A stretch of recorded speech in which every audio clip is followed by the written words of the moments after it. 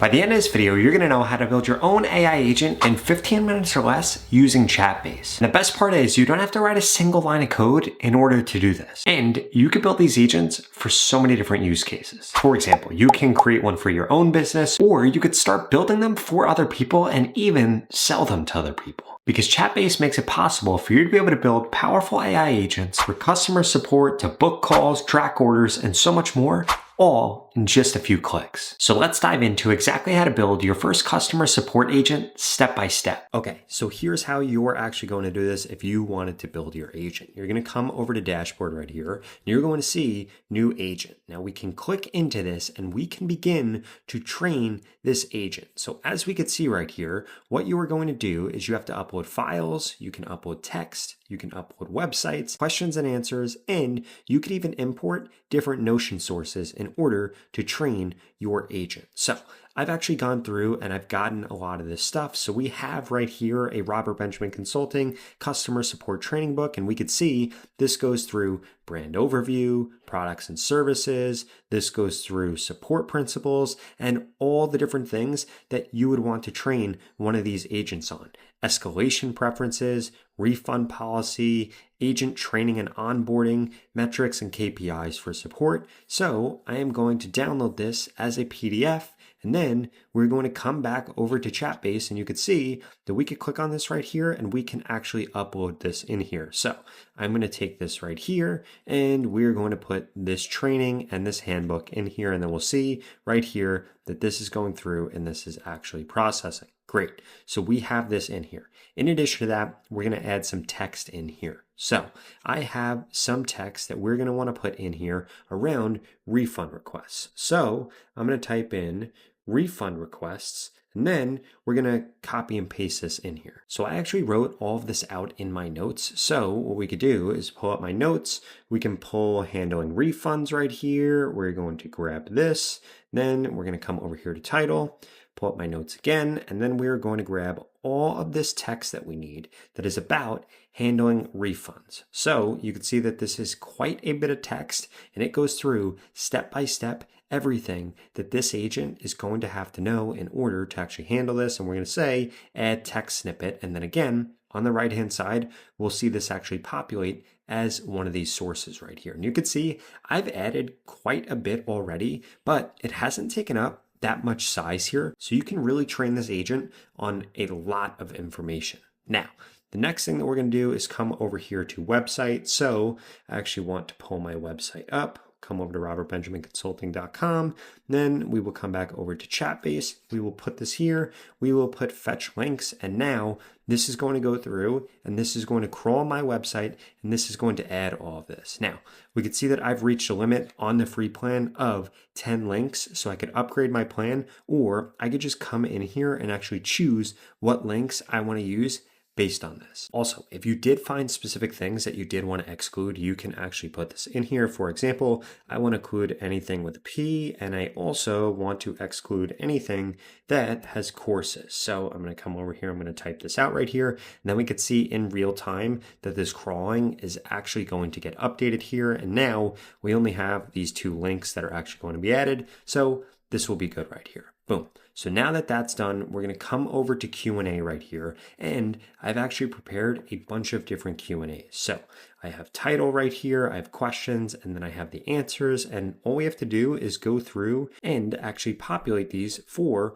all the different questions that this might actually add and all the different answers that we're going to want it to give. Okay, so now we could see that I've actually gone through and I've added in these 5 Q&A things. So in total, we added 1 file, 1 text file. We have 2 links in here. We have 5 Q&As. And again, I personally don't use Notion, but if I was using Notion, we would be able to import files straight from inside of Notion over here. So now we have all of this training information. We're going to click on Create Agent, and this is going to go through, and this is actually going to create and train our agent on all of these initial sources. Okay, so now that this is actually trained, we can see what the agent status is here, and now we can do a bunch of different things. For example, we could see that there's a playground, we could see activity, analytics, sources, actions, contacts, we could deploy it from right here, and we could go through the settings. Now I want to walk you through each of these things. So we could see right here that this is what this agent is actually going to look like.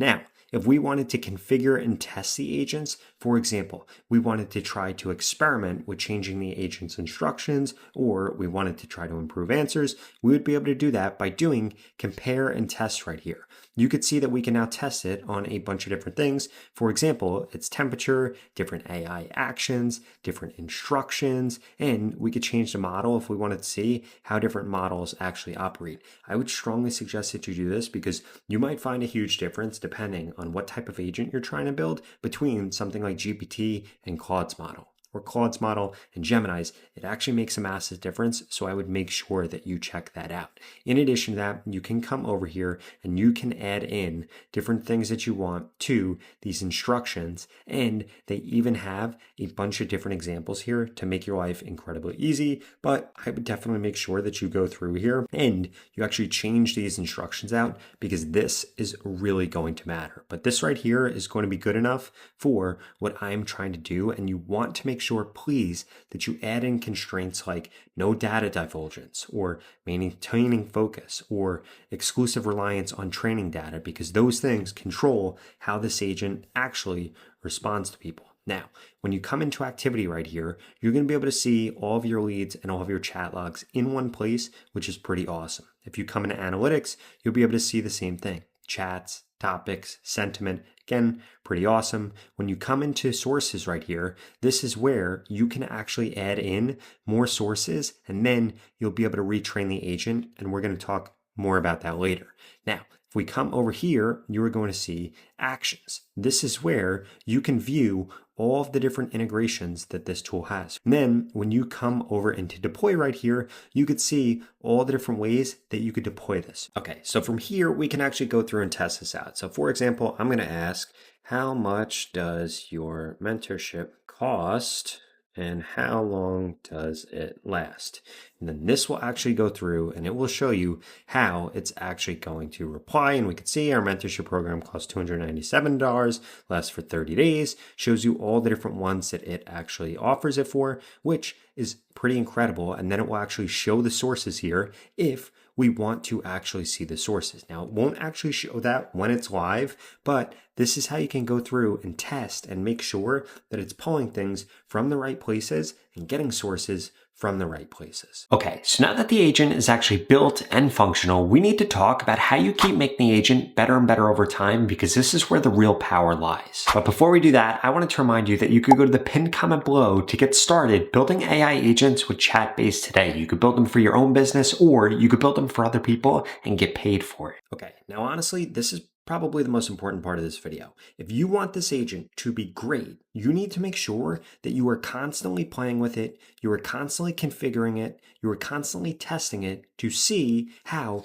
changing the instructions help, or changing the base instructions help, or changing the model. You need to constantly be testing these things, because as new models come out, it's going to drastically change how well your agent ends up responding. In addition to that, one of the reasons that I really love Chatbase, they make it incredibly easy to be able to go into your analytics and see all the different chats, all the different topics, all the different sentiments, and guess what? This is going to allow you to now retrain your model. So let's say that you find a bunch of responses that you don't like. You can fix those by coming over here and building out a new customer support training book, but adding in those things that you like, or adding in those things that you don't like, or adding in those changes that you want this to actually make. And then guess what? You just come back into Chatbase over here, and they've made this incredibly easy. You come over into sources, and you will be able to see that you can now upload new sources into here, and then